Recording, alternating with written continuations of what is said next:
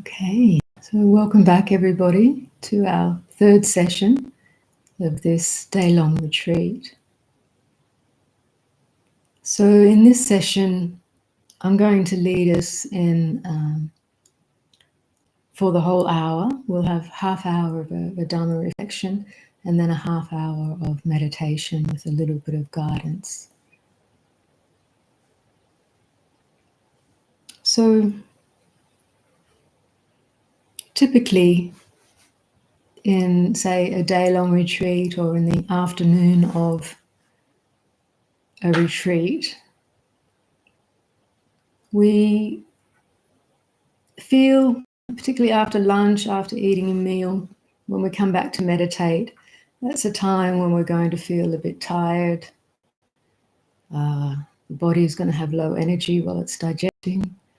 It's also a time when we can get a little bit bored with just sitting or this practice of mindfulness if we haven't cultivated meditation that much. So I want to talk, in this reflection, I want to talk a little bit about what we do or how we can be with the mind that starts to get a bit bored, a bit restless, or a lot bored and a lot restless, or their energy is low. This is actually a really good time for practice. You might start to think, oh, I just don't have the energy for practice. I'd be better off going for a walk, getting some fresh air, or having, you might think. Or typically the mind will throw up if it's restless or bored. Much more important things we need to be giving ourselves attention, giving our attention to, things that we need to do, that to-do list, that. So it's actually a really important time in meditation to notice this tendency. Typically in the Buddha's teaching, we talk about the 5 hindrances. Those of you who are Buddhist practitioners or who tuned into the Buddha Dharma series will remember those. Sense desire, ill will or aversion, what gets translated as sloth and torpor, but it's like dullness and tiredness of mind, tiredness of body, dullness of mind. And then there's restlessness, mental restlessness or physical restlessness, and then doubt. So these 5 things are really important to recognize in meditation, because essentially what they are is they're the typical habitual movements of mind when it's not settled into some degree of samadhi, into some degree of a continuity of mindfulness and awareness. So learning to recognize these states when they come up is incredibly important, because they tend to come in sideways. We don't notice them and we're off with their prompts, seeking something more interesting with desire, or planning how to get rid of something that's unpleasant, falling prey to the restlessness of the body and mind and just moving with it rather than bringing clarity of awareness to the actual experience. And maybe with boredom, just really thinking this practice isn't working for me. I've got to do something else, Well, I'm so bored, and I just start thinking of all those other interesting things that I could do or that I need to do, I need to think about. Or doubting the practice itself, doubting what I'm supposed to be doing. What's the use of just sitting here? That's fairly pointless. And certainly our culture, the way our mind is conditioned, we're really encouraged to be extremely productive with our time and our life. So the mind can throw up very convincing arguments that it's pointless to sit here, pointless to continue.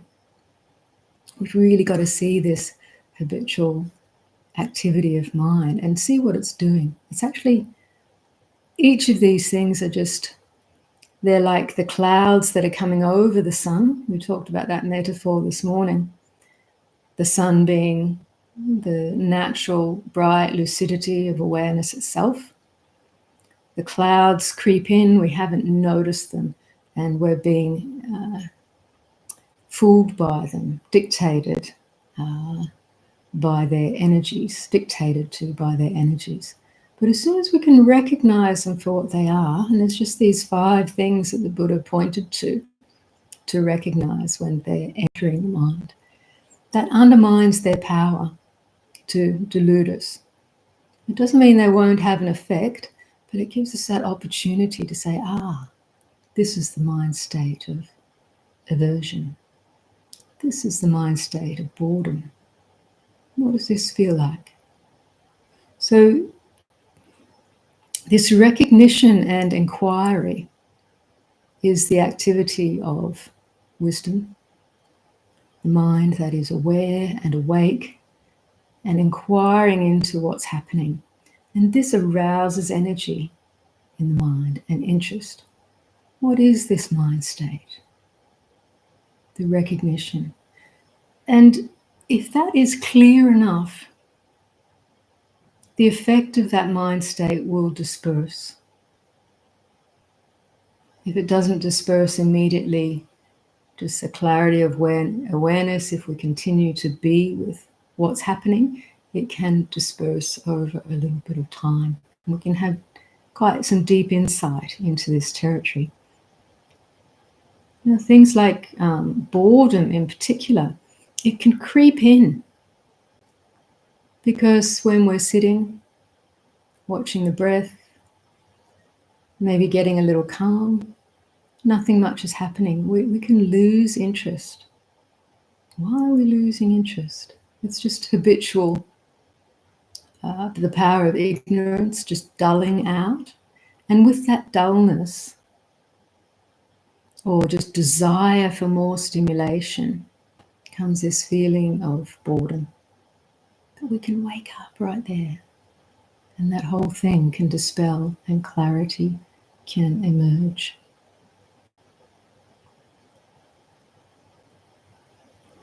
For some people, will have tendencies to, say, fall prey to any of these hindrances more regularly, whether it's sense desire, or someone who's just seeking to be stimulated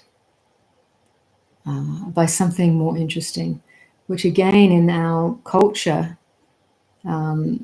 particularly those who have been born in the era of the internet, we're so conditioned by instant gratification through the computer and the World Wide Web, getting information when we want it, online shopping, getting things when we want it, such quick stimulation, and the stimulation of the screen, the various kind of social medias and movie platforms, they give instant stimulation, and we can become quite addicted to that.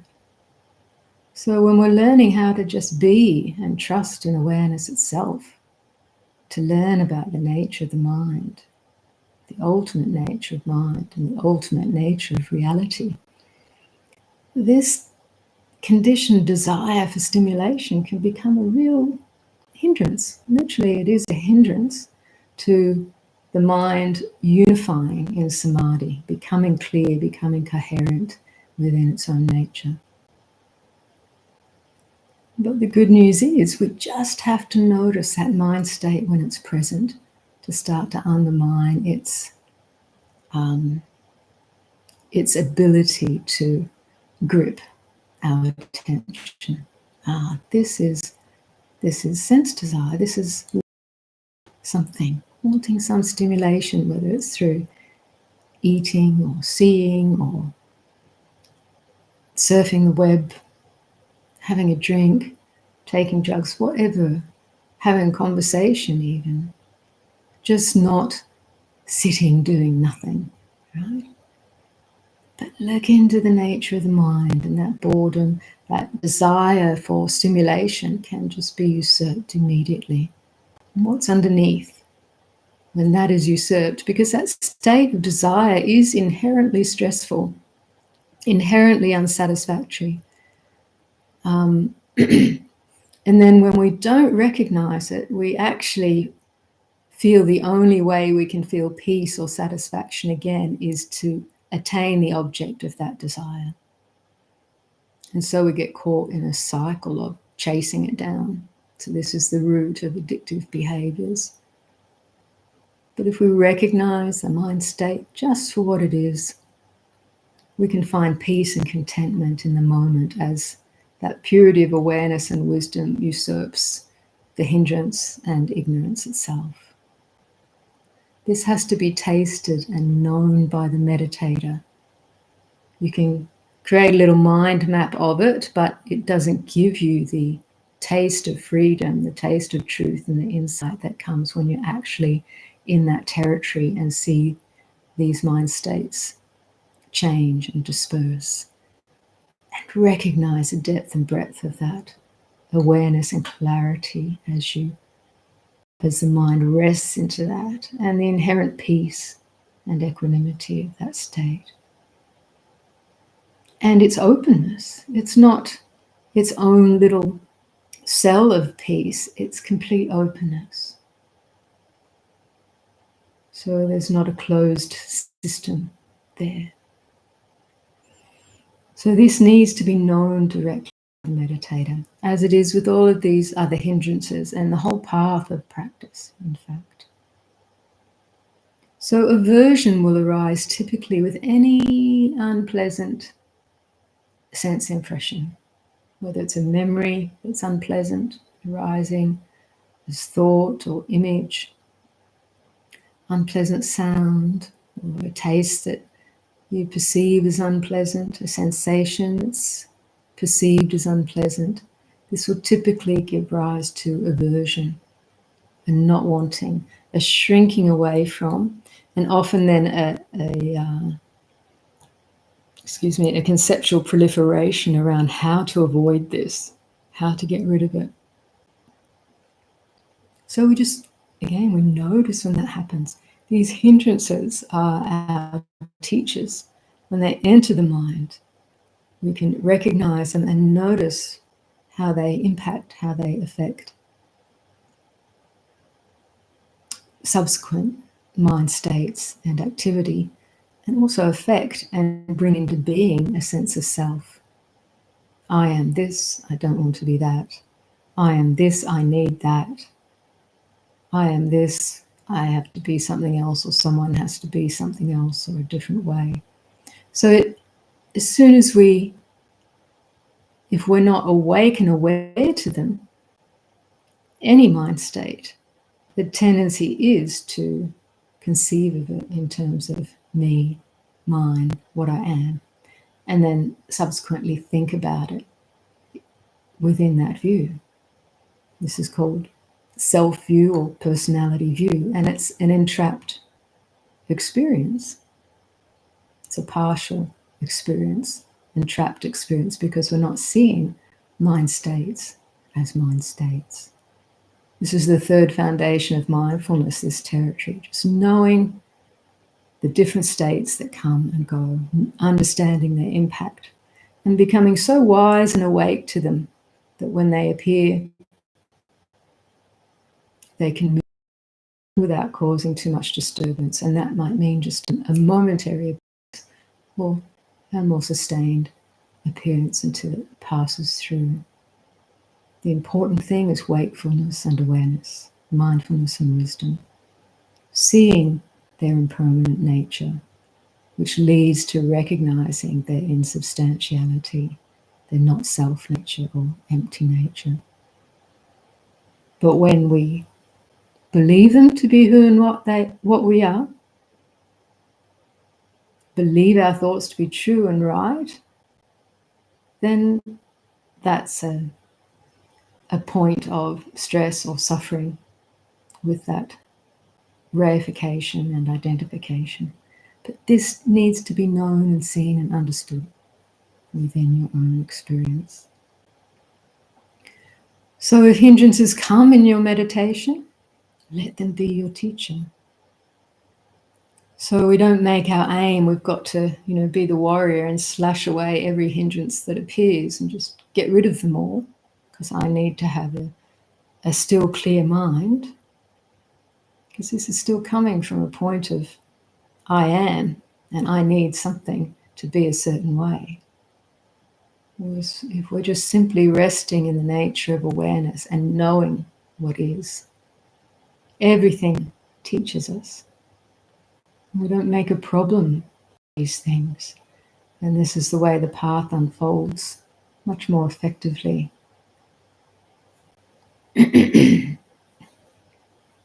So I did mention restlessness and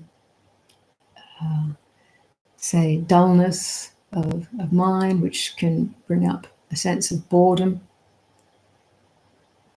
I spoke earlier to a question about the kind of pain or restlessness in the body in terms of just, it can be quite difficult to sit with, but can we breathe with these unpleasant things to some degree?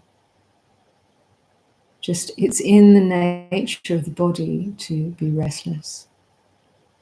It's a physical organism that just can't sit in one place all the time, at least if we're not in full samadhi. So it's going to throw up some unpleasant feelings. So we just work directly with that. If the restlessness appears, just know, this is restlessness of the body. Then there's restlessness of the mind, like a great wind blowing through the mind. The thoughts are scattered. We can't seem to just stay with the awareness of the breath for more than a moment. See if you can just know this condition as a mind state of restlessness. It's like this. Just like when a great gale blows up outside, the trees are going all over the place, things are being blown about. They might not feel so good internally, but we can say, this is just the power of the wind. This is the power of restlessness. If you fight it or try to stop it, it'll only add fuel to it. But when you see it and recognize, that's the optimum opportunity for things to settle of their own accord. But don't make a problem if restlessness is present like that.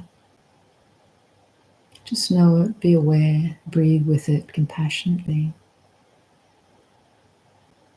The last hindrance is that of doubt, sometimes called skeptical doubt.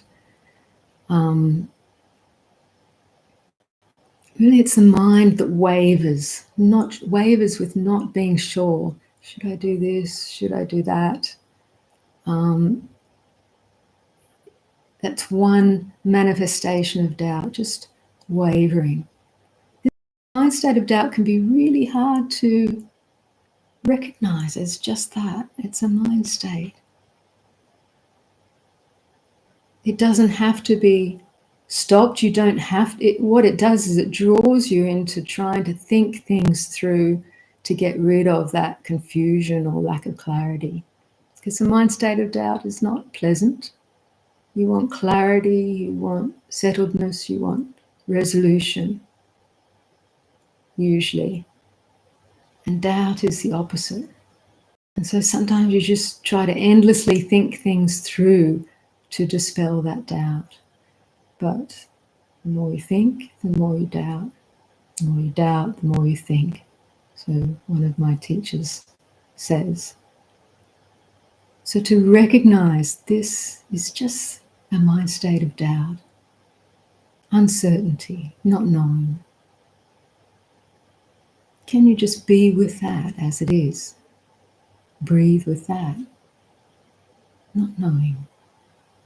And I don't have to sort it out. There are certain things that in practice it's good to know how to work with things. And so if you have a question about something like that, you can put it aside until the next Q&A session to clarify how to practice. It's good. to have those answered questions, those questions answered. But doubt, like the other things, can be just a habit of mind, the way the mind moves in a certain predicament with certain conditions. So the more wakefulness and awareness we bring to that and recognize, this is doubt. Can I just see it for what it is? Breathe with it for what it is. This is a way to be with that. And a knowing will arise through that, which will dispel any doubt about how to be with this experience of doubt. So each of us may have a particular tendency to any one or more of these 5 hindrances, but they will all appear for us in our meditation practice. Actually, they are a condition of the mind when it's not in samadhi. It is moved by one or more of these hindrances much of the time. So it's really important for us to start to recognize we have that opportunity in meditation to see it quite clearly. And then as we're going about our daily life, having practice with them in meditation, we can start to see them more clearly when they come up in the course of our daily life and influence our mind and mind states. So as we move into this next meditation, this can be a theme. I don't want you to go looking for these hindrances, but as we go through the practice of settling the mind, recognizing, being aware of the breath and the body, we can start to notice whatever appears and disappears, the sense impressions, if and when any of these hindrances come into play. They can be quite subtle and they can be quite obvious at times. So just give you the heads up on that. And in terms of the mindfulness practice, this is in the territory of the 4 foundations of mindfulness. In fact, it comes into the 4th foundation, which is mindfulness of dhammas, of things, of phenomena. And they're the first category in this 4th foundation of mindfulness, of things to be aware of and to become savvy to. Because insight into these hindrances will really lead into deeper insight into how the sense impressions work and the personality factors, the khandhas. They'll deepen our insight into not only the meditation practice, but the way the mind grasps and identifies with mind states, and also how that identification perpetuates a sense of self in a condition of struggle or lack of peace. But as soon as we can recognize these states, then much of that gets resolved. More clarity and insight can arise.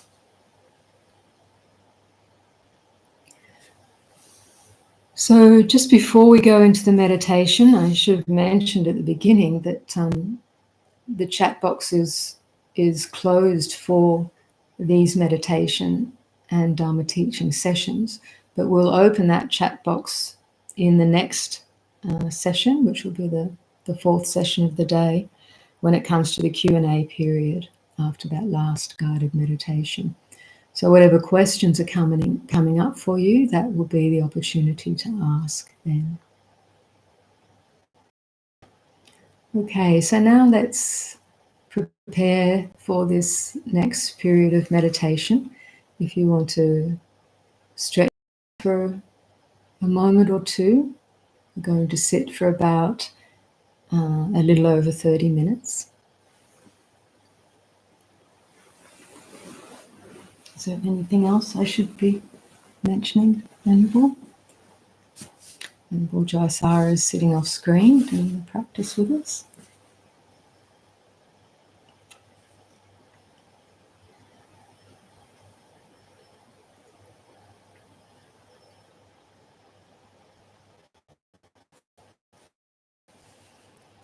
Okay, so coming back into your meditation position.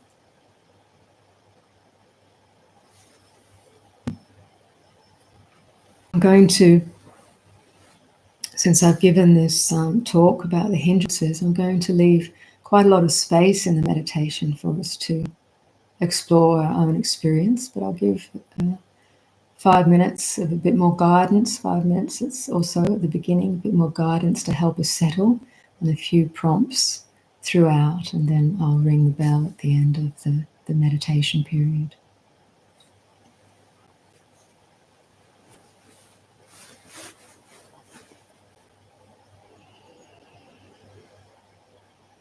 So finding that comfortable, balanced position for a 30-minute meditation.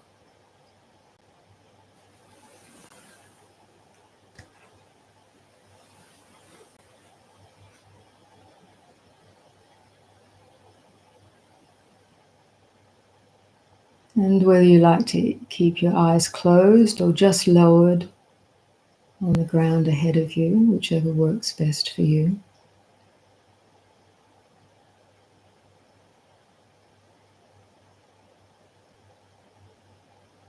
And become aware of the body as a whole.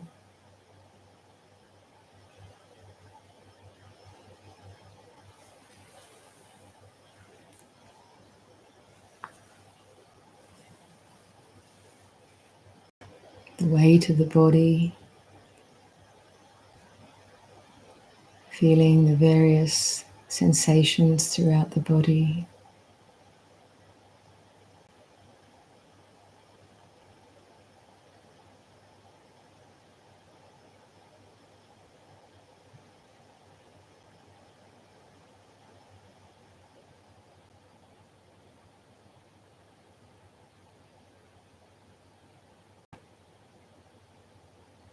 Allowing the body to relax around any perceived tension in any of the muscles. And particularly the muscles around the face and the jaw, and allowing those to relax.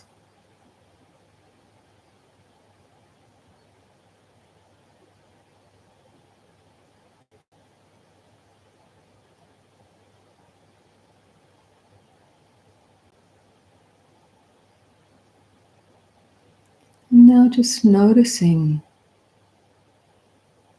how your mind is, what kind of mind state is present for you.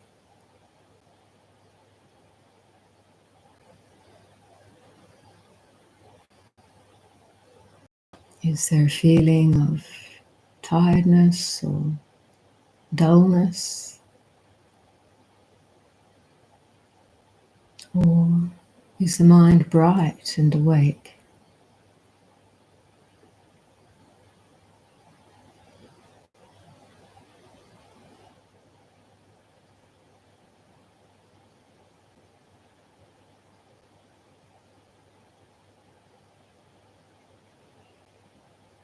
What kind of mood is present?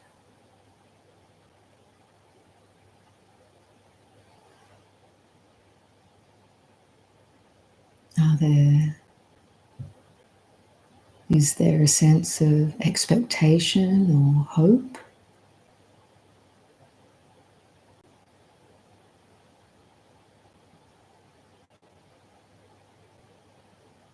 Is there a sense of sadness or a depressed feeling?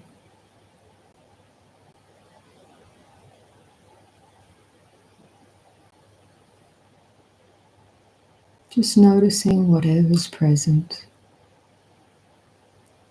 and breathing with whatever you're feeling.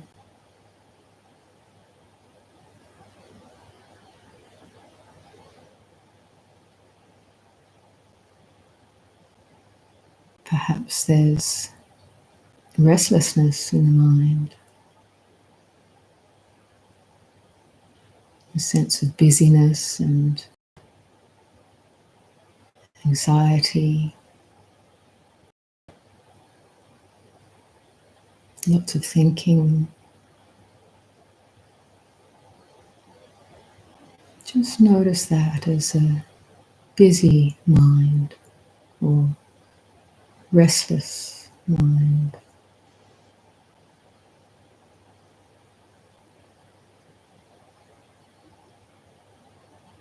And take a full in-breath and out-breath with the sense, the feeling of that state as it is.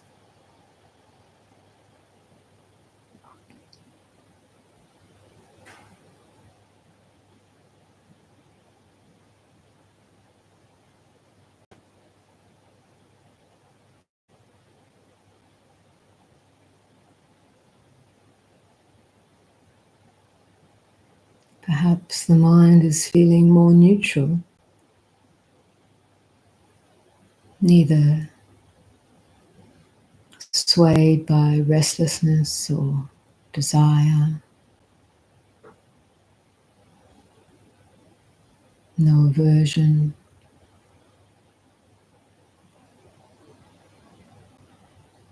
And just notice the neutral mind, whether there's a clarity of awareness or a mild dullness, a flat affect.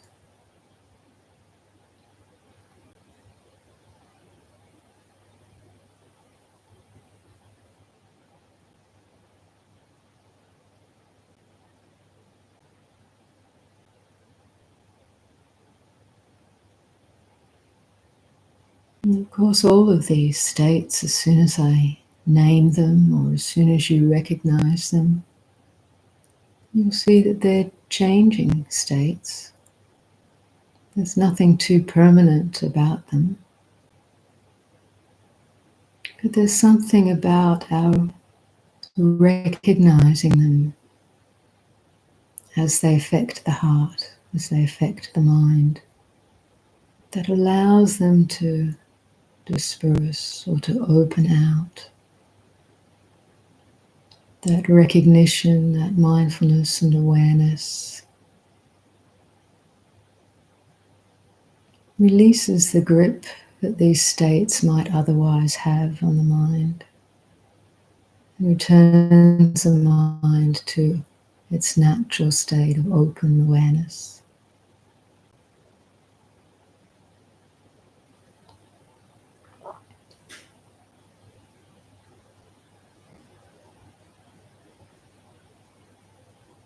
But if we have a habitual tendency to be thinking of a particular thing that arouses desire or aversion,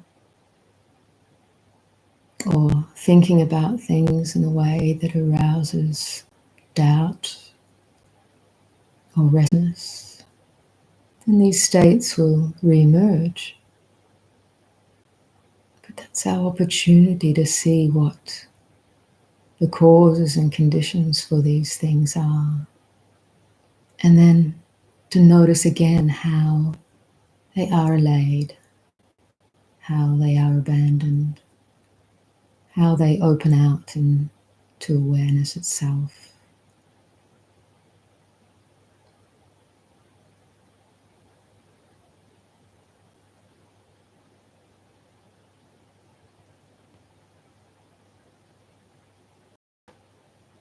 So in this meditation, we can use the body and the breath as an anchor for stabilizing awareness in the present. And we stabilize awareness enough to have some degree of calm, to see these other states coming and going.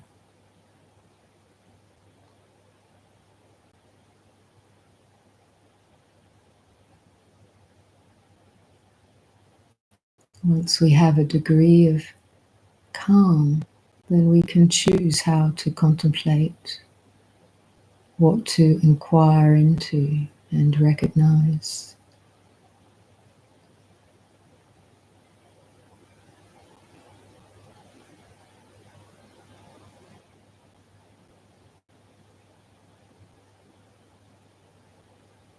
But if we lose that stability, that calm base, then stay with the breath a little longer, the sense of body awareness a little longer.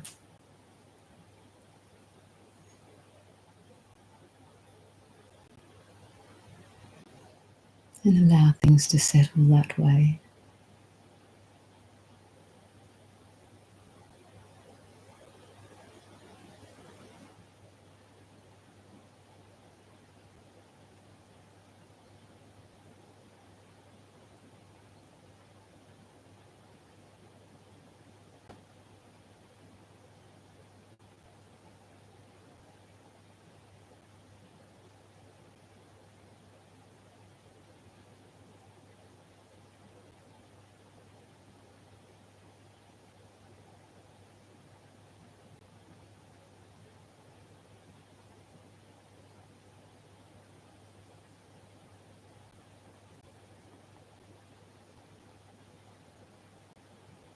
So essentially, we're just learning to be with things as they are,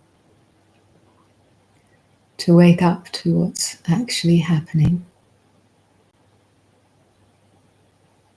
to be with and breathe with and let go.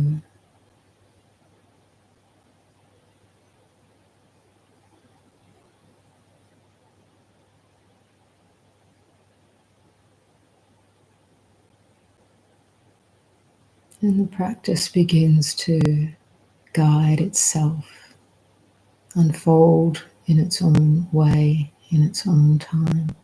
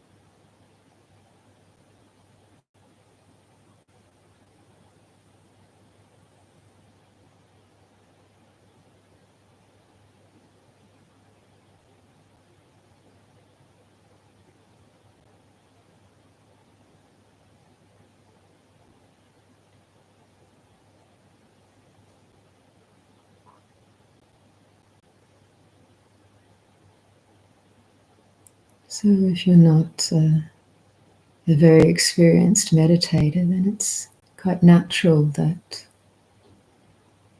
your attention will be drawn into habitual thinking, habitual searching. So just reminding you that the practice is to wake up to that, to become aware when that's happening. And return attention to the sensations of the breath and the body.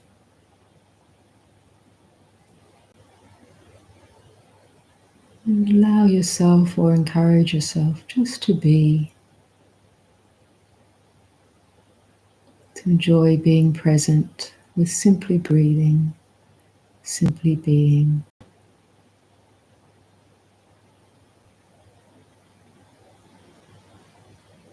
Relaxing into that and noticing what the various impressions that arise. Noticing that they come and go.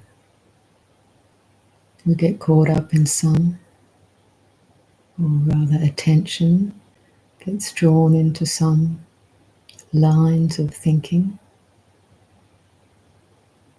following up on sense experience. And sometimes we can just notice things coming and going. When the body feels more comfortable and the mind feels more content, it's easier just to be.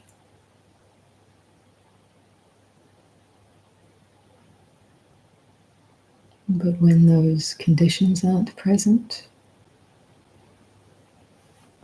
then our practice is just to make peace with the way things are. But be awake, be aware, kindly and compassionately with everything that comes and goes.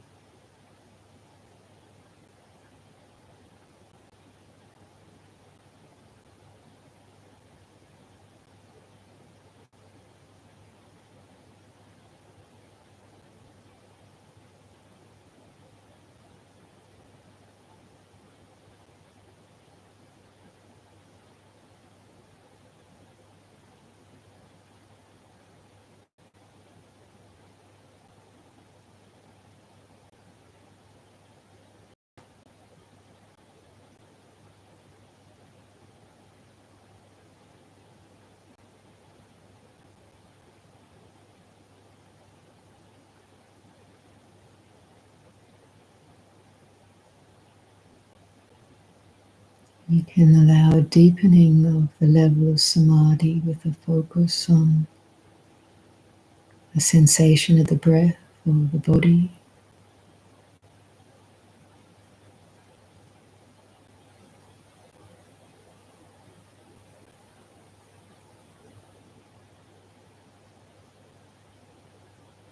But without force, without expectation. It's just allowing mind's attention to rest in one place or in a short range of sensations.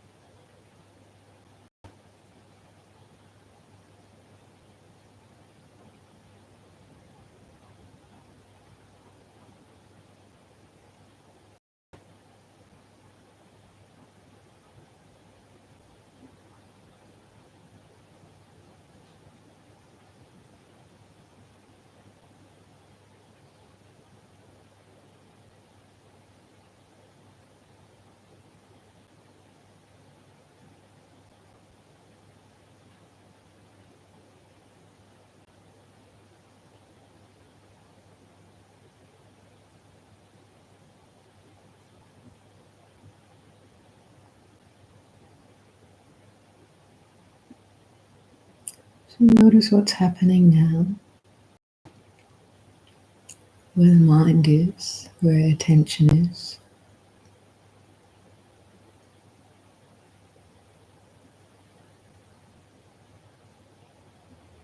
So easy just to slip into habitual wandering thoughts. To brighten awareness present through mindfulness of the breath and the body.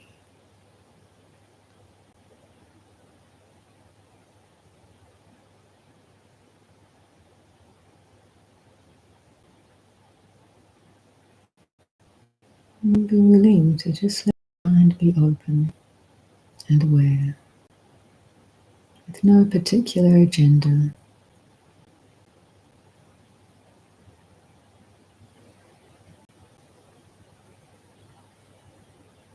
Simply being.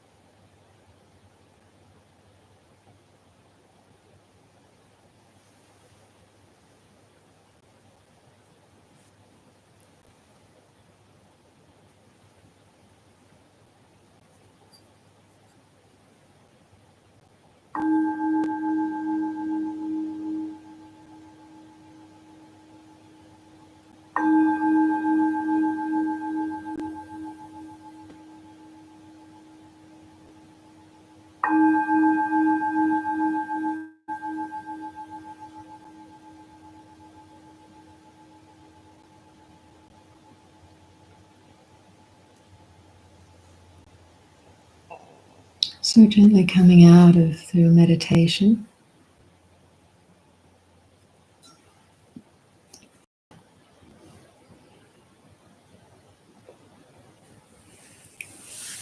And see how dramatically the mind can change within a range of 30 minutes. How many different worlds it created and lived through within that time. Whether you were aware of it or not as worlds arising and ceasing. But we can reflect on how you feel right now at the end of this practice. Perhaps things that felt dire and difficult at some stage, either before or during the practice. Are they here now? The actual state. They may come up if you rethink about it, but right now, not necessarily present. Just to notice this for yourselves. And to notice too the effects if you're feeling just that much more calm or peaceful after 30 minutes of a mindfulness meditation. So we want to continue with this practice now, but into another 30-minute walking period, as per the instructions we gave in the earlier part of the day. So find again that place where you can walk fairly privately and comfortably, and see if you can continue this continuity of awareness in the posture of moving, the posture of walking. There'll be more activity, more sensory input, but we can continue to notice, continue to apply mindfulness in the present moment through the awareness of the touch of the feet on the ground as in each step, awareness of sound that comes and goes. And we can also be aware of the internal mind states, particularly those, what we call the hindrances, if they come and how they go. If there's a desire for something or aversion to something, if boredom or restlessness arises, seeking some more interesting experience, or the proliferation of thinking the future or the past, or simply the experience of doubt, of not knowing.